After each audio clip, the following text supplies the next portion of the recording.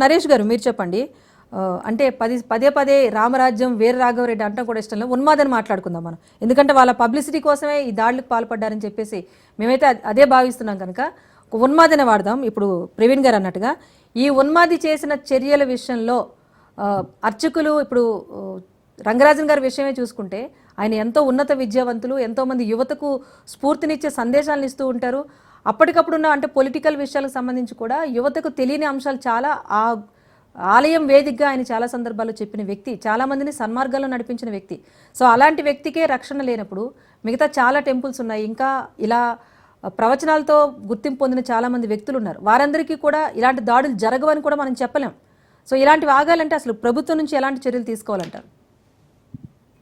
ముఖ్యంగా ఈ రాష్ట్రంలో తెలంగాణ ప్రభుత్వంలో తెలంగాణ రాష్ట్రంలో ఏ ఒక్కరికి కూడా రక్షణ అని చెప్పి స్పష్టంగా అర్థమైంది.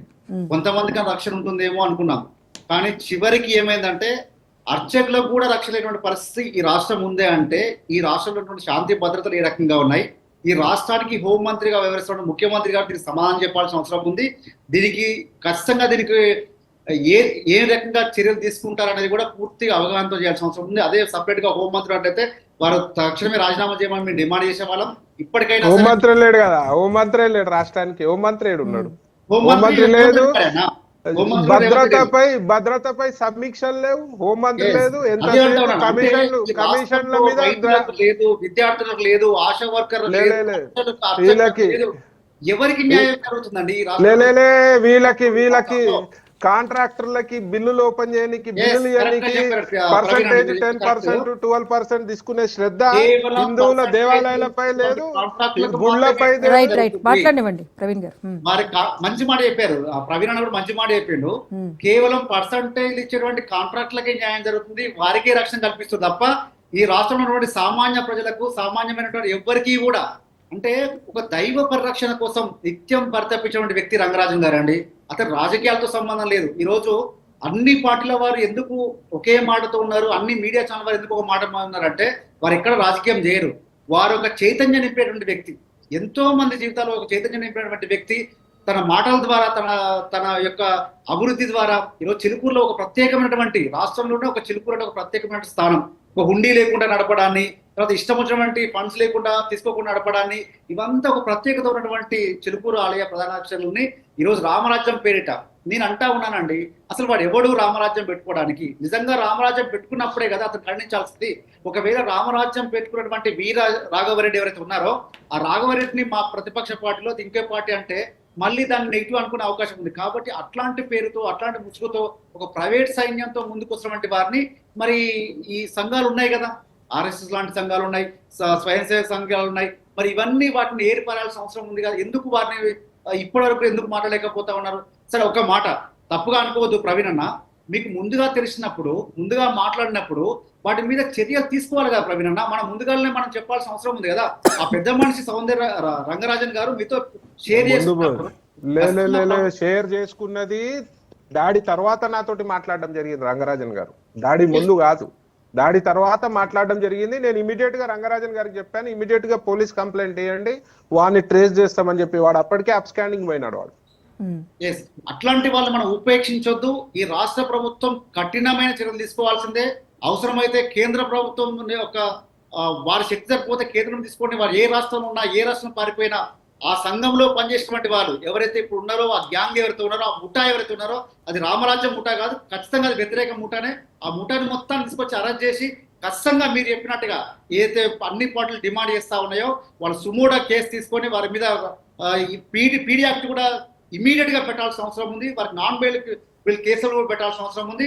ఇక రాబోయే రోజులైనా సరే ఇట్లాంటి వాటి మీద అంటే ఒక రాష్ట్ర ప్రభుత్వం మీద నమ్మకం ఉన్నట్లయితే, రాష్ట్ర ప్రభుత్వం యొక్క హోంశాఖ మీద నమ్మకం ఉన్నట్లయితే ఇలాంటి జరగవు. మరి ఇలాంటివి జరుగుతున్నాయంటే ఎంత కేర్లెస్ గా ఉన్నారంటే వాళ్ళు ఒక అర్చకుని ఇంటికి వెళ్ళి తన సైన్యంతో తను వీడియోలు తీసి ప్రచురించి ఖబర్దారని హెచ్చరించేటువంటి పరిస్థితి రాష్ట్రంలో ఉంది అంటే దీనికి కారణం ఎవరు? ఇంతగా దిగజారిపోవడానికి కారణం ఎవరు? కారణం కాదు, ధైర్యం అండి. ఈ గవర్నమెంట్ లో ఏం కాదని ఒక ధైర్యం అంతే. ఎగ్జాక్ట్లీ అన్న, ఎగ్జాక్ట్లీ జరుగుతా ఉంది. కాబట్టి ఈ యొక్క ఇది చర్య చిన్నగా తీసుకుంటే మాత్రం ఎవరు మీరు సహించేది లేదు. ఈ రోజు మా కేటీఆర్ గారు కూడా అక్కడికి వెళ్ళడం జరిగింది, పరామర్శ జరిగింది. మీరు దీని మీద ఏ రకంగా స్పందిస్తారని చెప్పి చెప్పడం కూడా జరిగింది. మీరు చేయకపోతే ఖచ్చితంగా కూడా ప్రజలు మీరు చురుకడైపోతారు. ఎవ్వరు కూడా రక్షణ లేకపోతే మాత్రం రాబోయే రోజుల్లో ఇటు ఇండస్ట్రీలు కానివ్వండి, లేకపోతే పెట్టుబడులు కానివ్వండి రాకుండా మన యొక్క హైదరాబాద్ బ్రాండ్ ఇమేజ్ కూడా పడిపోయే అవకాశం ఉంటుంది. కాబట్టి ఇమ్మీడియట్ గా తక్షణమే చర్యలు ఏం తీసుకుంటా ఉన్నారు? మాకు ఖండించడం కాదు, మీ బీజేపీ పార్టీనో బీఆర్ఎస్ పార్టీ రాష్ట్రంలో ప్రతిపక్ష పార్టీలు ఉన్నాయి, మేము ఖండిస్తాం. కాంగ్రెస్ పార్టీగా ఉండి ఖండించడం ఏంటండి? ఇమ్మీడియట్ గా చర్యలు తీసుకోవాలి. దాని మీద ఏ స్పందన తెలియాలని ఖండిస్తా ఉన్నాం, వారిని పరామర్శిస్తా ఉన్నాం, మీలాగా మేము కూడా చేస్తా ఉన్నాం అంటే తప్పు కాదు. అది అధికారంలో ఉన్నటువంటి మీరు ఇమ్మీడియట్ గా దాని మీద తక్షణమే చర్యలు ఏం తీసుకుంటా ఉన్నారు? వాటికి గంటల్లో ఈరోజు ఉన్నటువంటి గంటల్లో ఒక నిమిషం సోదరుడు మేడం, ఆత్మహత్యలు ఇప్పుడు వాళ్ళ ప్రభుత్వమే ఉందనుకోండి, అంటే ఇప్పుడు ఏం చేస్తారండి? ఏం చేస్తారు చెప్పండి నాకు? చట్టపరంగా కేసులు పెడతారు, జైల్లో వేస్తారు, పీడియాక్ట్లు పెడతారు, ఇంకోటి చేస్తారు. నేను మీరేం చేయలేరు. మరి ఎవరేం చేస్తారు? ఎవరేం చేస్తారయ్యా? కాబట్టి ఇటువంటివన్నీ పొలిటికల్ గా టర్న్ తీసుకుంది. జరిగిన దాడి అర్చకుల మీద జరిగింది. అదే మా చర్చలు ఈ అంశం కూడా పొలిటికల్ గా టర్న్ తీసుకుని ఎవరికి వారు లబ్ధి పొందే వద్దు. ఇవి వద్దు. అర్చకుల మీద దాడి జరిగింది. అర్చకులు గారి మీద దాడి జరిగింది. ఇదైతే తీవ్రంగా ఖండించే అంశం. పొలిటికల్ టర్న్ తీసుకోండి. విమర్శించాలనుకుంటే బయట విమర్శించాలి. అవసరమే. హిందూవాది, నేను ఒక ధర్మరక్ష సంస్థ నేను నడుపుతున్నాను. హిందూవాది కావచ్చు, నేను సెక్యులర్ వాది కావచ్చు. జరిగిన సంఘటనలో తప్పులు ఎవరు ఉన్నా ఎవరు అయినా ఎవరు సమర్థించలేరు. దాన్ని చట్టపరంగా మేము 100% కండెమ్ దట్. మేము 100% ఖండించినము, చర్యలు తీసుకుంటాం. ఏం చేస్తాం? ఎన్కౌంటర్ చేయాలన్నా? ఏం చేయాలి? వాళ్ళు చంపాలన్నా? నేను చెప్తా, ఒక్క నిమిషం. మీరు ఇట్లా ఏం చేయాలి ప్రవీణ్ భాయ్? బాధ్యత రహితంగా మాట్లాడొద్దు. ఎవరు చెప్పిరండి? గంటల్లో స్పందించండి సీఎం. ఎవరు చెప్పారు ప్రవీణ్ భాయ్? మీరు నేను అడిగిన దానికి జవాబు చెప్పండి ఫస్ట్. నా మాటనే వింటలేరు కదా మీరు. ఇరుడు కాదు ప్రవీణ్ భాయ్, ఇట్లా మీరు అడ్డదిడ్డంగా మాట్లాడడం కరెక్ట్ కాదు అంటున్నా. లేదు లేదు, కైలాష్ గారు ప్రవీణ్ గారు లెట్ మీ స్పీక్. ప్రవీణ్ గారు లెట్ మీ స్పీక్. దాడి చేసిన నిందితుడిని ఏం చేశారు? 100 మంది తీవ్రవాదులు వచ్చి ముత్యాలమ్మ గుడి దగ్గర తిష్ట వేసినప్పుడు మీ నిఘా వ్యవస్థ ఎక్కడ పోయింది? ఇంటెలిజెన్స్ వ్యవస్థ ఎక్కడ పోయింది? దానిపై క్లారిటీ ఇవ్వండి నాకు. ముత్యాలమ్మ గుడిపై కైలాష్ గారు ఒక్కటే అడుగుతున్నారు, ఒకసారి దాడి జరిగినప్పుడు సరైన కఠిన చర్యలు తీసుకుంటే మళ్ళీ మళ్ళీ దాడులు జరగకుండా ఉంటాయని చెప్పి గతంలో ముత్యాలమ్మ గుడి మీద జరిగిన దాడి ఎప్పుడు లేకపోతే ఇప్పుడు అర్చకులు దాడి జరిగింది, మళ్ళీ ఇలాంటివి జరగకుండా ఉండాలంటే ఇప్పుడు కఠినమైన చర్యలు ప్రభుత్వం తీసుకోవాలన్నది వారు చేస్తున్న డిమాండే. ఇంకో విషయం కూడా, మెట్రోపోలిస్ హోటల్లో ఇప్పుడు 100 మంది సార్ ఒక్క నిమిషం ఉండండి సత్యం గారు, ఒక్క నిమిషం.